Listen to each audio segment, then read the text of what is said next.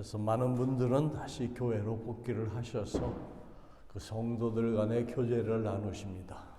근데 반면 아직도 교회로 못 나오시고 집에서 아니면 다른 곳에서 예배를 드리시는 분이 있는데, 우리가 하나님께 정기적으로 예배를 드리는 것은 무엇보다도 가장 중요하고 소중한 일입니다.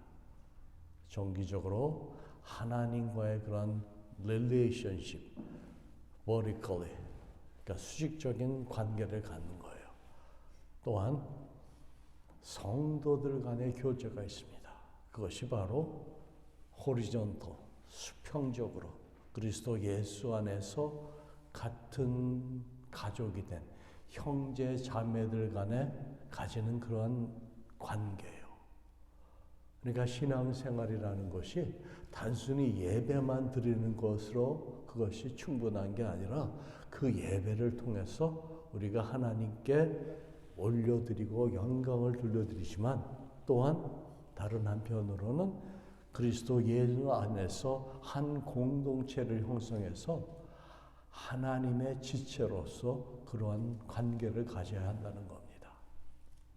그래서 이 방송을 들으시는 분들 중에는 아직도 어떠한 그런 신앙 공동체, 믿음의 공동체에 인볼브 안 되신 분들이 있다면 관계를 가지시고 가까운 교회에 나가셔서 하나님의 자녀로서 다른 분들과 교제를 가지세요. 그것이 다른 분들뿐만이 아니라 본인 자신에게 신앙의 통합이 됩니다.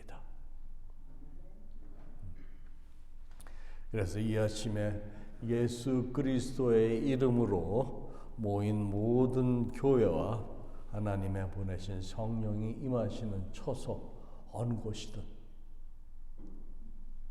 하나님의 평강이 함께 하시고 또 주님의 은혜가 그곳에 임하기를 간절히 소원합니다. 성경의 이 다른 복음서와 비교하여 볼 때 대부분의 바울 서신들이 그 초대교회들의 개별적이고 특별한 상황과 문제점들을 다루고 있듯이, 바울은 고린도 서신에서도 고린도 교회들의 그들 나름대로의 삶의 양식과 가치관에 관련된 여러 가지 특별한 문제들에 초점을 맞추고 있습니다. 그래서 고린도전서의 그 독특한 특성은 바울 시대 그때 당시의 역사적인 사회, 문화적인 배경이 고린도라는 그 신앙 공동체 안에 그대로 반영되어서 나타나고 있다는 것입니다.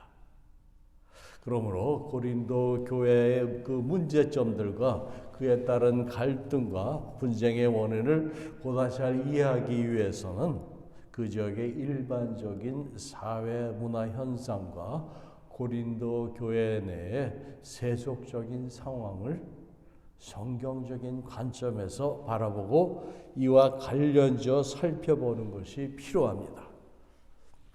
그래서 여러 시간에 걸쳐서 제가 그 헬라 로마 시대의 철학과 종교를 배경으로 성경 말씀을 여러분들에게 풀이해서 알려드렸고, 또 이 시대의 그때 그 시대의 사회성에 대해서 고린도 교회를 설명을 했습니다. 오늘 말씀은 이 시대의 그 사회성을 근간으로 고린도 교회 안에 존재했던 세속적인 계급성으로 인하여 발생한 문제에 대해 살펴보면서 함께 은혜를 나누고자 합니다. 고린도 교인들의 그 다수는 사회적으로 낮은 계급에 속하는 천민들, 가난한 사람들, 노예, 그리고 가정의 한인들로 구성되어 있었습니다. 그에 비해서 고린도 교회의 그 마이너리티, 소수는 사회적으로 권력과 부를 가진 상류 계급이었으며 여러 가지 면에서 교회에 대해서 영향력을 발휘하는 사람들이었습니다. 그런 고린도 사회에서 행하던 사고방식과 그들의 생활 양식을 그대로 교회 내로 가지고 들어와서 행하려 함으로 그로 인하여 여러 가지 부정적인 현상들이 나타났고 부정적인 영향력을 끼치는 그러한 상태들이 곧 교회 안에 문제로 발생하게 된 거예요. 바울은 사회적으로 권세 있는 소수에 의해 일어났을 가능성이 있는 그러한 분쟁과 파당에 대해서 이미 1장에서 신랄하게 비판한 바 있습니다. 그리고 3장에서도 이렇게 말을 했습니다. 형제들아, 너희를 어린아이들을 대함과 같이 하노라.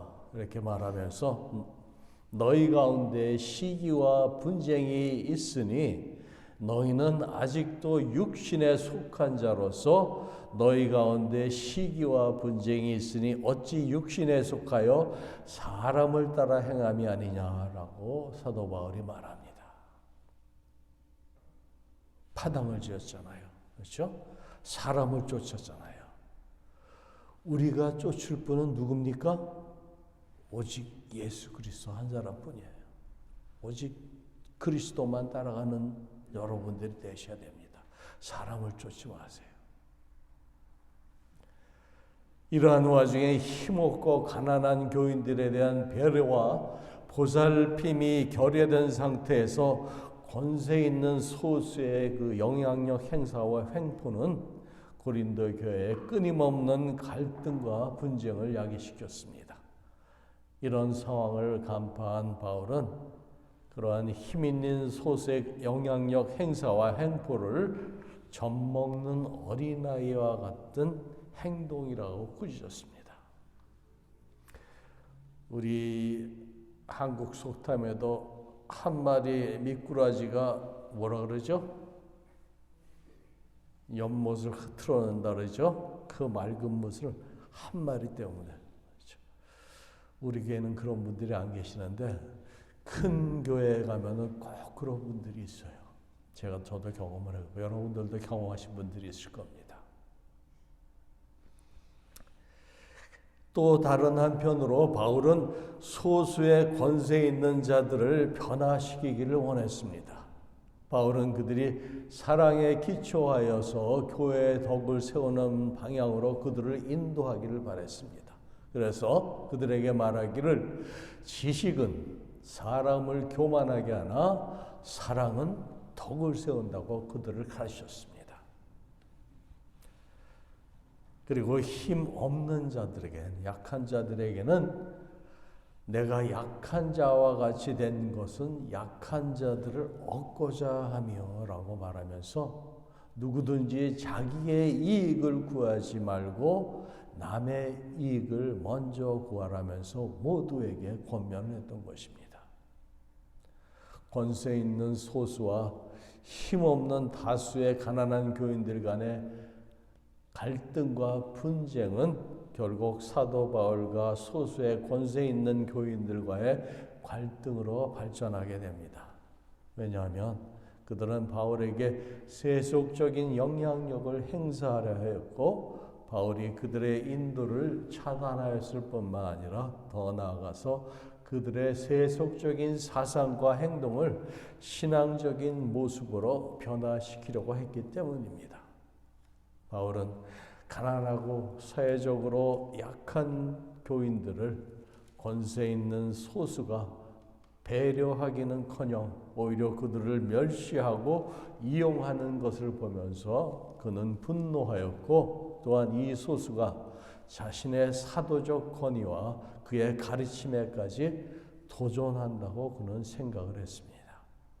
그러하게 고린도 교회에 나타난 문제점들과 그에 따른 갈등과 분열은 그 당시 사회문화적인 원인에 기인하는 것으로서 교회 안의 세속적인 사상과 행동이 그리스도의 가르침과 정면으로 대립한 것입니다. 그 당시 계급사회가 어떠한 상태였는지 우리가 피부로 느끼기가 쉽지 않을 거예요. 그렇죠? 우리는 다 민주사회에서 살고 있는 21세기의 현 상태는 모든 사람들이 평등하잖아요. 그렇죠? 그러한 관점에서 이 시대를 이해하려면 이해가 되질 않습니다. 그때는 신분의 차이가 확실했어요. 천민과 귀족과의 차이는 하늘과 땅이었습니다. 지금 사도 바울이 그 얘기를 하는 거예요. 그리스도 예수 안에서 형제 자매라는 말이 우리에게는 그렇게 깊이 와닿지를 않아요. 하지만 사도 바울이 그 당시에 그들에게 했을 때 그 말은 엄청난 혁신적인 말이었습니다.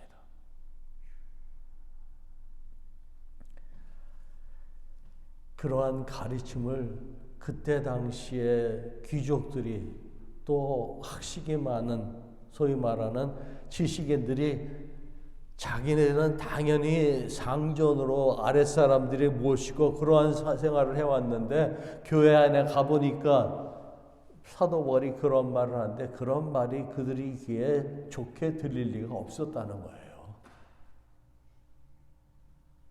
당연히 어게인스트 할 수도 있습니다.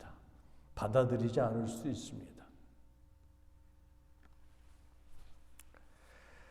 1차적으로 그 사도 바울의 복음의 말씀이 소수의 권세 있는 자들이 교회 내에서 세상적인 행동과 처신을 함으로써 가난하고 사회적으로 약한 교인들과 갈등과 대립이 일어나게 됩니다.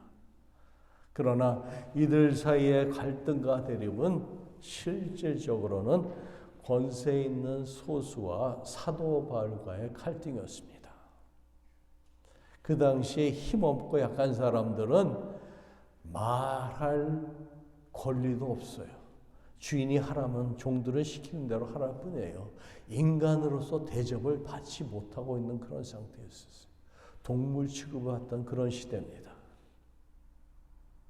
그러니 당연히 소수의 권력 있는 자들, 지식 있는 자들이 교회의 모든 상황을 좌지우지했다는 얘기예요.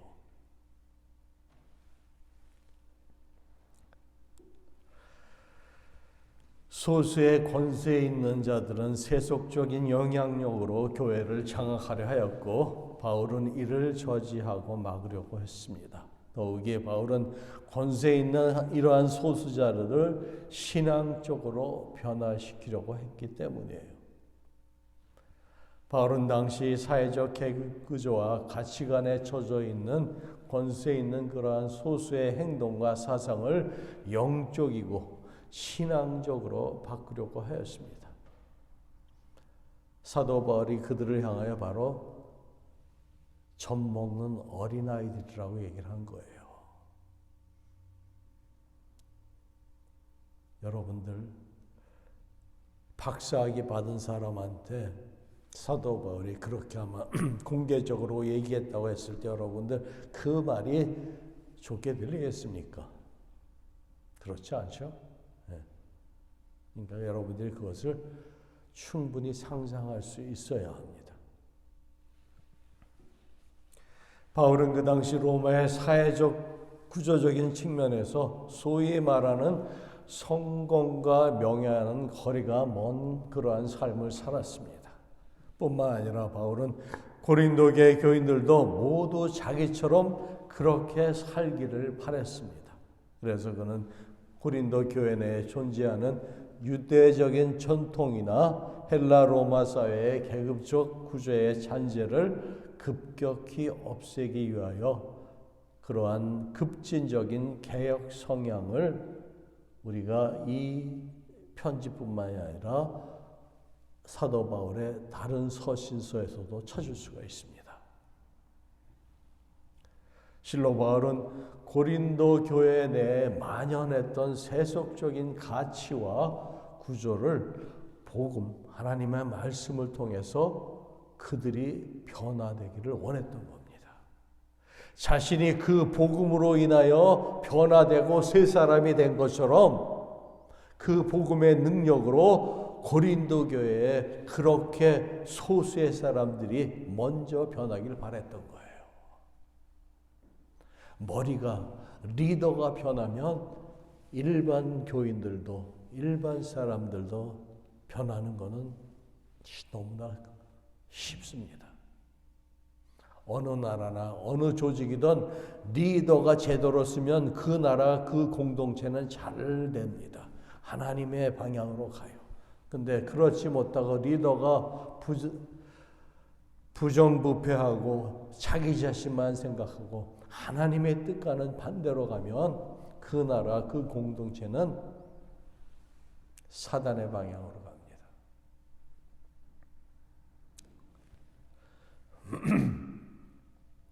그래서 바울은 고린도 교회에 만연했던 그런 세속적인 가치와 구조를 생명의 말씀으로 변화되어서 기꺼이 모든 교인들을 위해서 자기가 스스로 섬기는 자로 낮아지는 종이 되는 그러한 모습이 되겠다고 선포했던 것입니다. 당시의 일반적인 사회 경영과는 달리 고린도 교회가 십자가 복음으로 돌아 서로 희생하고 용납하고 하나가 되기를 그는 원했습니다. 그래서 본서의 앞부분에서의 십자가의 도를 언급하였으며 오늘 본문에서는 다른 사람들에 대해서 높은 마음을 품지 말라고 바울은 아비의 심정으로 권면합니다.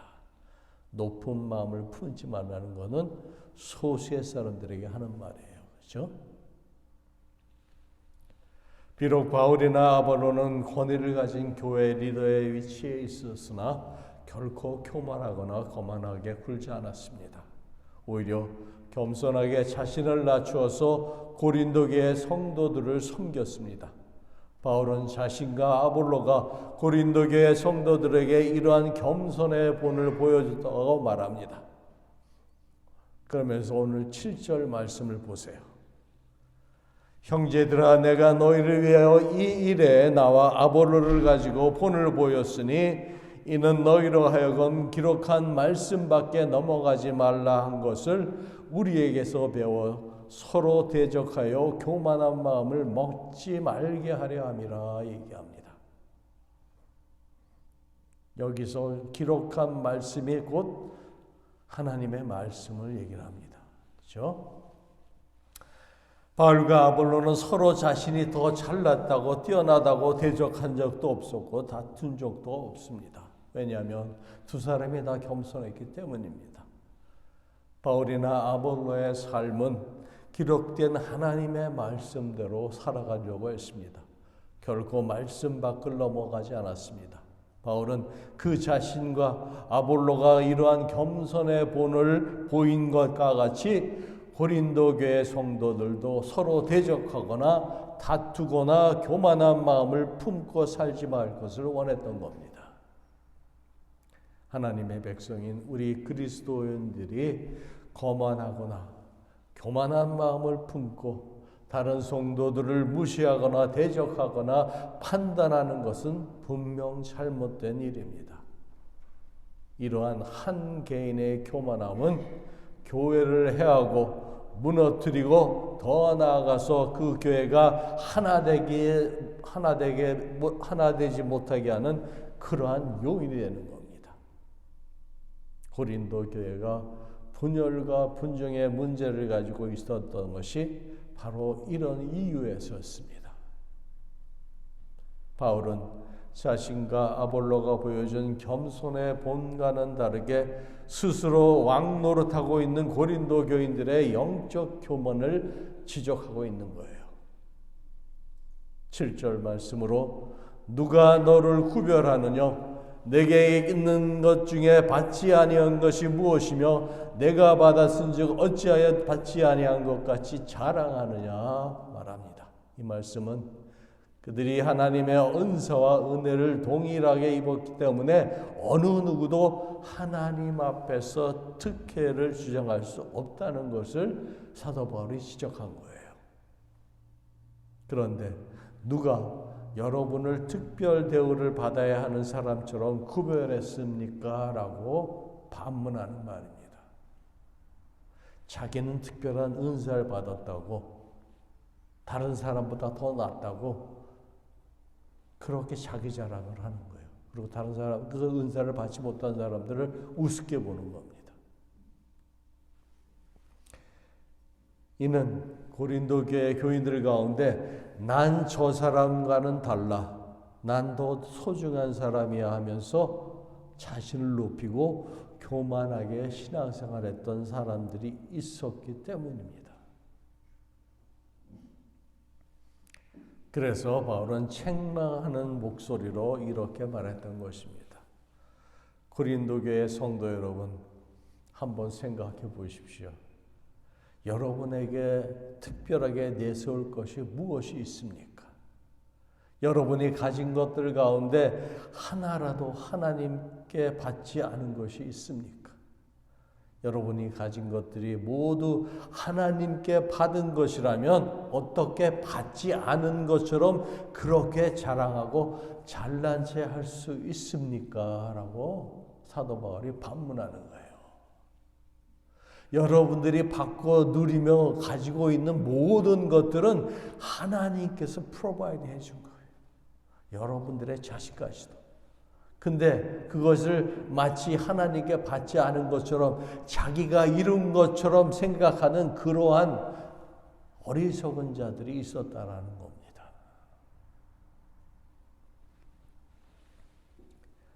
바울은 지금 서로 자신이 더 잘났다고 다투고 파벌을 형성하며 분열하고 있는 고린도 성도들에게 그들이 정말 그렇게 잘난 사람인가 하고 되묻고 있는 겁니다.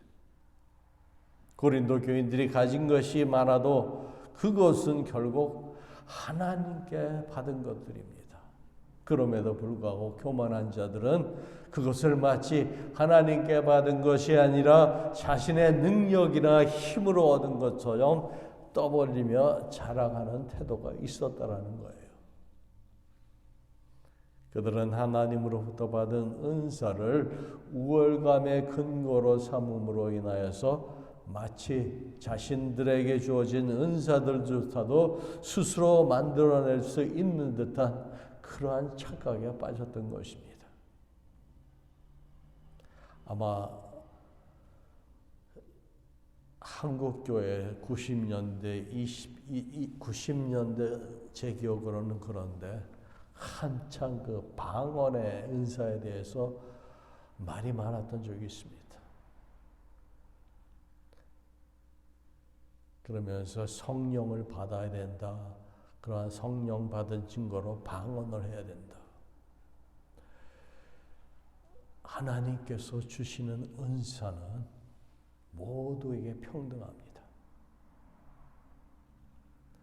그 은사는 또한 다양해요. 이제 앞으로 뒤로 가면서 그 여러 가지 은사들이 나옵니다. 그때에 가서 그 부분은 더 자세하게 다루도록 하겠습니다.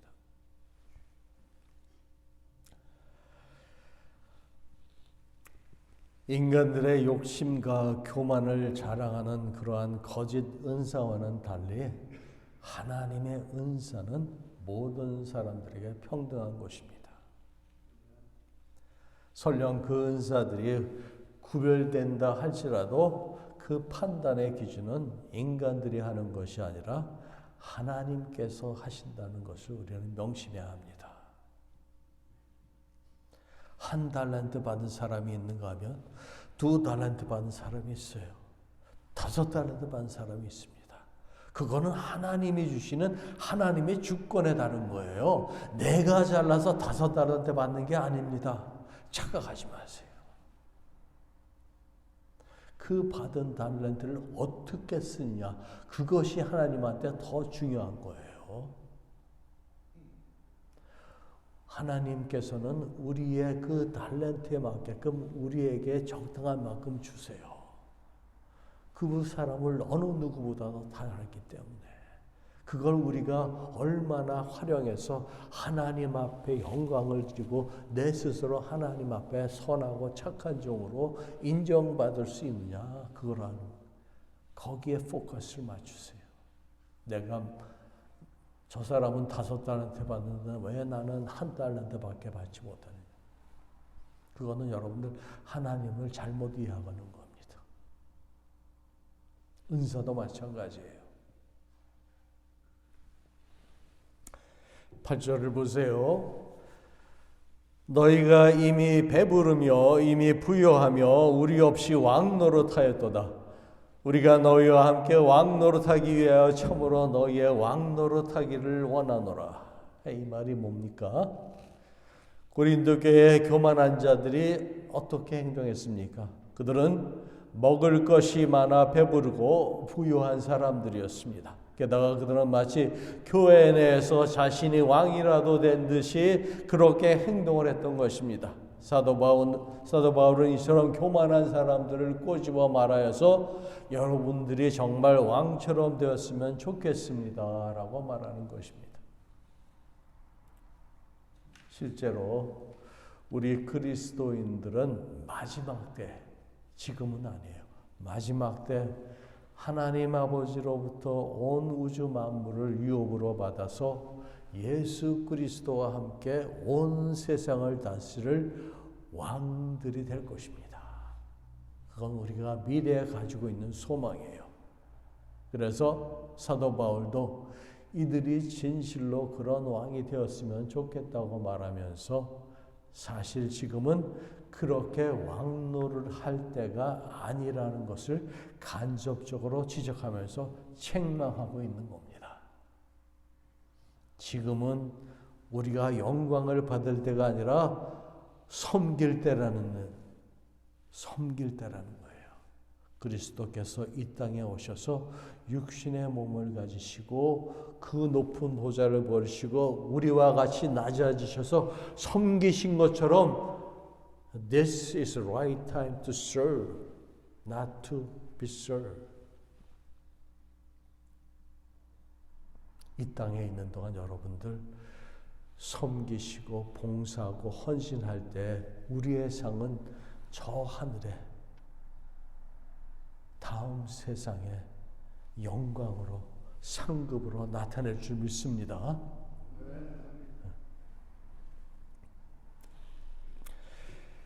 그래서 바울은 교회 안에서 스스로 왕인 채 살아가는 교만한 자들을 향하여 그 자신과 다른 사도들의 복음을 위해 얼마나 많은 교훈을 당해야 하는지, 그러니까 고난을 당해야 하는지 그들에게 열거하면서 얘기를 시작합니다. 9절을 보세요. 내가 생각컨대 하나님이 사도인 우리를 죽이기로 작정한 자같이 끄트머리에 두셨음에 우리는 곧 세계 곧 천사와 사람에게 구경거리가 되었노라 말합니다. 먼저 하나님께서는 사도들을 세상의 가장 말소, 가장 끝자리에 두셨습니다. 이 말은 뭡니까? 가장 천박한 자로 그 처소에, 그곳에 거하게 했다는 거예요. 이 사회에서 죽이기로 작정한 자가 죽이기로 작정한 자가 무슨 말입니까? 이 사람은 죽어도 상관없는 사람이에요. 그걸 얘기하는 겁니다. 파리목수 같은 그러한 인생을 말하는 겁니다. 가장 낮은 자처럼 그렇게 사도들을 살게 하셨다는 거예요.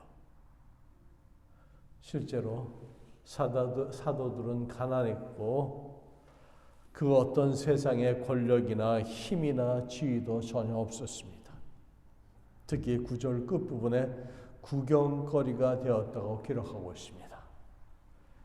이는 당시 로마의 원형 경기장에서 죽이기로 작정한 그 죄수들이 사자와 같은 맹수들에게 찢겨 죽어갈 때, 그들이 맹수에게 찢겨서 죽어갈 때 로마의 그 경기장의 관중들이 환호하면서 조롱하며 그리스도인들의 죽음을 재미로 구경했던 관중들의 그 모습을 우리는 연상할 수 있습니다.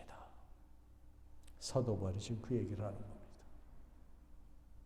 우리는 세상의 조롱거리라는 그 말이 실감이 안 나죠. 그렇게 초대 기독교인들이 박해를 받은 것 여러분들 역사를 통해서 알 수 있어요. 바울은 하나님께서 사도인 우리를 죽이기로 작정한 자 같이 마치 이 치욕스러운 원형 경기장의 나무에 달아 무대의 주인공처럼 세워서 자랑거리가 볼거리로 되게 하셨다고 말하고 있는 거예요. 그렇게 세상 사람들은 사도들이 당하는 고난과 역경을 구경하며 조롱하고 비웃고 있었던 것입니다. 사도들은 예수 그리스도를 따라 세상적인 눈으로 보면 미련하고 약하고 마치 사형수와 같은 비천한 삶을 살았습니다. 그러나 교만했던 고린도 교회의 소수의 교인들은 도리어 자기 배만 불리고 부유함에도 가난한 이웃을 살피고 돌아볼 것은 생각지도 않고 오히려 자신들이 세상에서 가장 똑똑한 사람처럼 다른 이들을 무시하고 분쟁을 일삼았던 것입니다. 끝으로 11절 말씀을 보십시오. 바로 이 시각까지 우리가 줄이고 목마르며 헐벗고 매맞으며 정처가 없고, 사도 바울은 사도들과 자신이 지금 이 글을 쓴 이 시간에도 굶주리고 목마르고 헐벗고 얻어맞고 정처 없이 떠돌고 있다고 말합니다. 사도들은 복음을 위해서 자신의 모든 것을 쏘아부으면서 또한 생계를 위해 직접 손으로 힘들게 일했습니다. 욕을 해도 도리어 축복해주고 핍박과 박해를 당해도 그것을 참고 견디었습니다. 누군가 바울과 사도들을 비웃고 헐뜯는 말을 할지라도 그들은 여전히 따뜻한 말로 응대해주고 선한 말로 권면하고 기도해 주었습니다. 그러면서 사도 바울은 지금 이 순간까지도 자신과 사람들의 세상의 더러운 것과 만물의 찌꺼기같이 취급한다고 말합니다. 여기서 세상의 더러운 것이란 쓰레기란 말이에요. 쓰레기. 즉 더럽고 쓸모없고 가치 없는 존재라는 뜻입니다. 세상 사람들은 하나님 나라와 예수의 복음을 전파하는 바울과 사도들을 오물과 같이 여겼습니다. 지금은 신앙생활하기 참 쉬운 세대에 우리들 살고 있습니다. 하나님께 늘 감사하는 거 잊지 마세요. 수많은 우리의 조상의 믿음의 그 조상들이 선진들이 그 신앙을 지켰기 때문에 지금 이러한 결과를 초래하고 있는 겁니다. 우리도 마찬가지예요.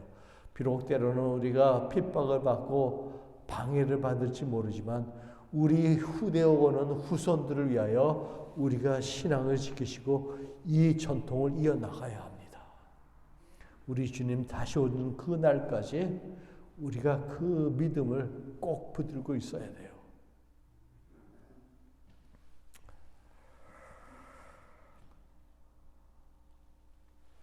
바울이 고린도 교인들에게 지금 하고 싶은 말이 무엇입니까?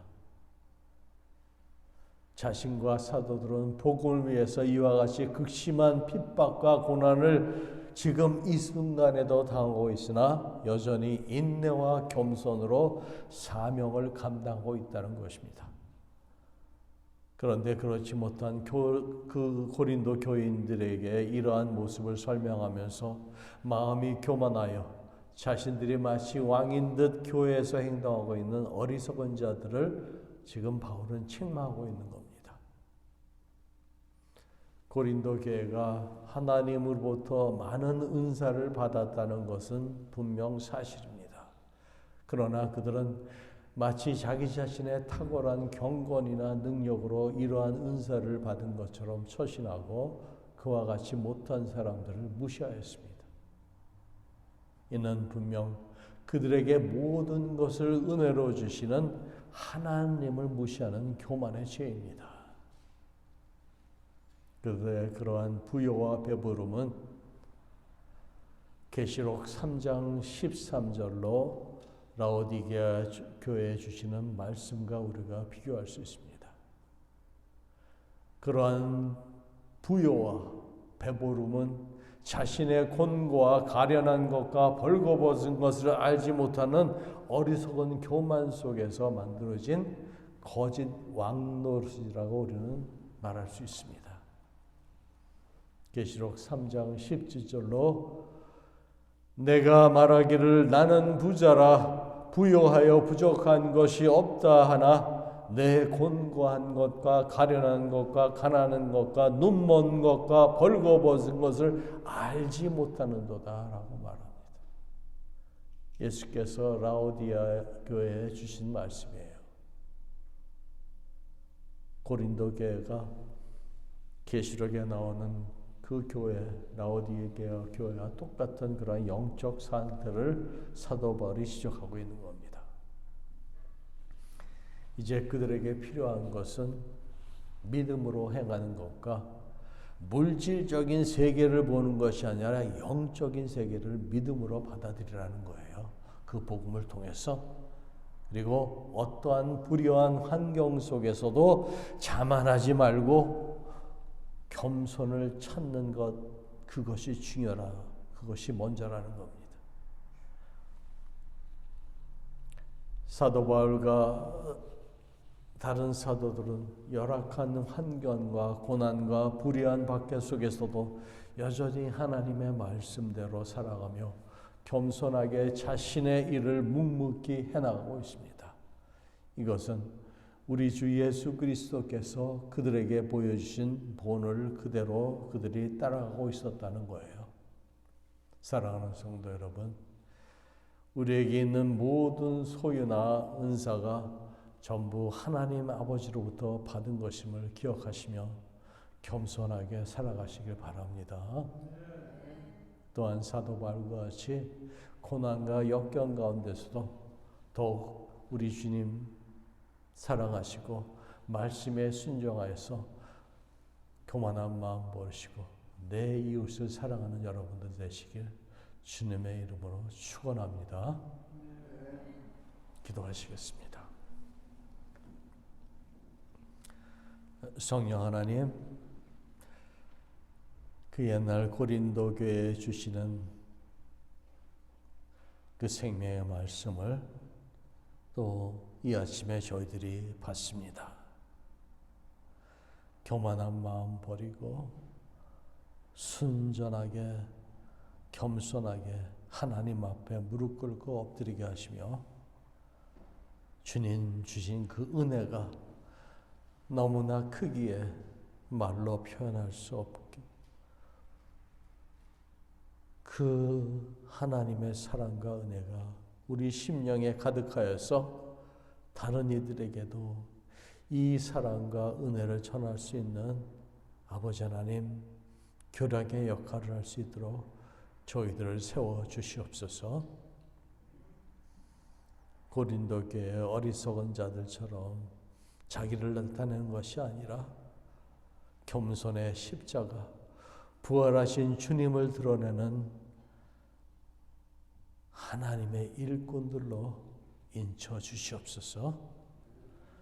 이 시간 성령께서 저희들을 충만케 하시고 부활하셔서 저희들에게 본을 보여주신 예수 그리스도를 따르는 주님의 충성된 종으로 주여 저희들을 받아 주시옵소서. 모든 것 주님께 영광을 돌려드리며 지금도 우리와 함께 하시는 예수님의 이름으로 감사하며 기도드리옵나이다. 아멘.